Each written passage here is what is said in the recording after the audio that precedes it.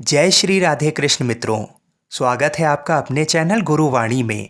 सावन मास में पड़ने वाली पहली एकादशी को कामिका एकादशी के नाम से जाना जाता है। ये एकादशी सावन मास के कृष्ण पक्ष की एकादशी तिथि को मनाई जाती है।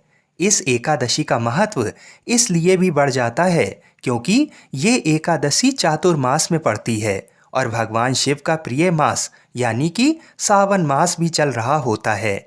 तो इस एकादशी में भगवान श्री हरि विष्णु की पूजा करने से भगवान शिव का भी आशीर्वाद प्राप्त होता है। चातुर्मास की एकादशी में भगवान विष्णु और माता लक्ष्मी की पूजा अर्चना करने से जीवन में सुख शांति और समृद्धि बनी रहती है और माता लक्ष्मी की कृपा भी रहती है। इस एकादशी में व्यक्ति को दीपदान, अन्नदान, वस्त्रदान, छायादान और श्रमदान जरूर करना चाहिए और भगवान विष्णु के महामंत्र ओम नमो भगवते वासुदेवाय और शिव जी के पंचाक्षरी मंत्र ओम नमः शिवाय का जितना अधिक हो सके उतना अधिक जप करना चाहिए। कामिका एकादशी में भगवान विष्णु के शंख, चक्र और गदाधारी रूप का पूजन किया जाता है।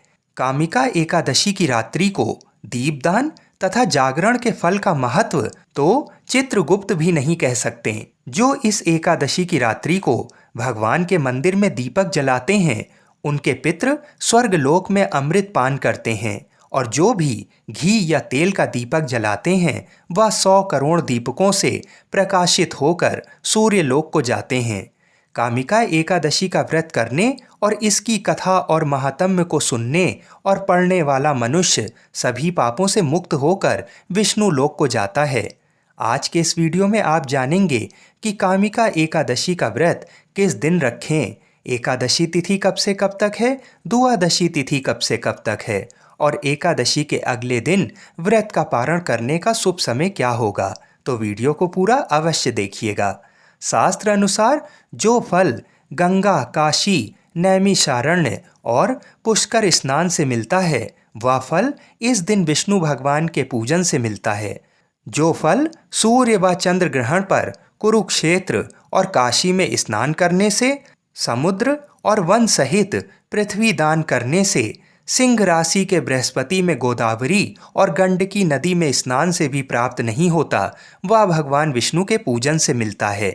पुराणों के अनुसार जो मनुष्य सावन माह में भगवान का पूजन करते हैं उनसे देवता, गंधर्व और सूर्य आदि सब पूजित हो जाते हैं।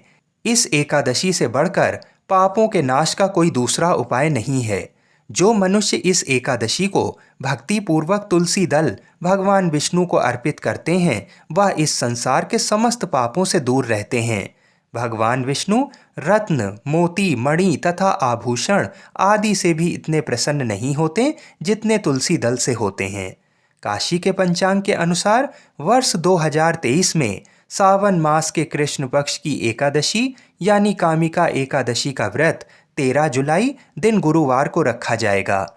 एकादशी तिथि प्रारंभ होगी 12 जुलाई को शाम 5:58 से और एकादशी तिथि समाप्त होगी 13 जुलाई को शाम 6:24 पर। तो सूर्योदय के समय एकादशी तिथि 13 जुलाई को होने के कारण कामिका एकादशी का व्रत शास्त्र अनुसार 13 जुलाई को ही रखना सर्वोत्तम रहेगा। द्वादशी तिथि प्रारंभ होगी 13 जुलाई को शाम 6:25 से और द्वादशी तिथि समाप्त होगी 14 जुलाई को शाम 7:17 पर।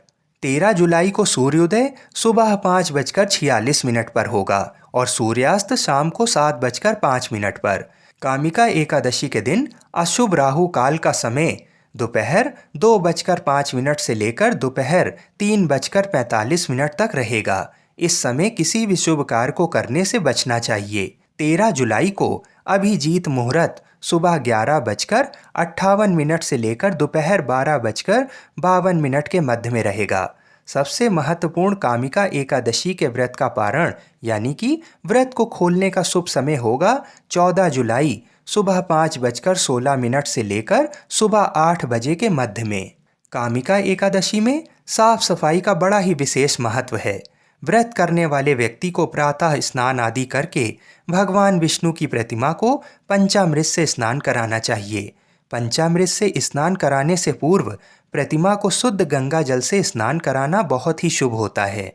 पंचामृत में दूध, दही, घी, शहद और शक्कर का इस्तेमाल करें। स्नान कराने के बाद भगवान विष्णु को चंदन का तिलक लगाएं। भगवान को इस दिन सुंदर पीले रंग के वस्त्र पहनाने चाहिए और भगवान का इत्र से लेप करना चाहिए।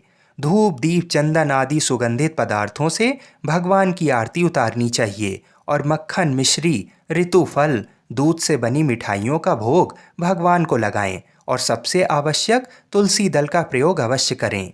किंतु भूल कर भी एकादशी के दिन तुलसी दल ना तोड़ें। एक दिन पहले ही तुलसी दल तोड़कर रख लें। भगवान को तुलसी मिश्रित जल अवश्य पिलाएं। माँ लक्ष्मी को सुंदर सुंदर गुलाब और कमल का फूल अवश्य अर्पित करें।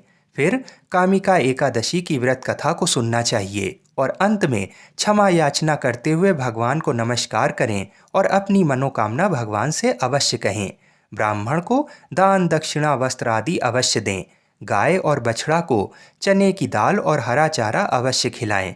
एकादशी के दिन भूल कर भी चावल का सेवन नहीं करना चाहिए। अगले दिन बताए गए समय में व्रत का पारण करें और फिर से एक बार भगवान विष्णु की पूजा करें, तुलसी जी को जल अर्पित करें और ब्राह्मण को दान, दक्षिणा आदि देकर भगवान का प्रसाद खाकर ही अपना व्रत खोलें। इस दिन आंवला खाना भी बहुत शुभ माना जाता है। दुआदशी को चावल अवश्य खाएं। आप सभी को कामिका एकादशी व्रत की हार्दिक शुभकामनाएं। भगवान श्री लक्ष्मी नारायण जी हम सभी की मनोकामनाओं को पूर्ण करें। जय श्री राधे कृष्ण। जय श्री तुलसी शालिग्राम जी। जय श्री शंकर पार्वती जी। हर हर महादेव।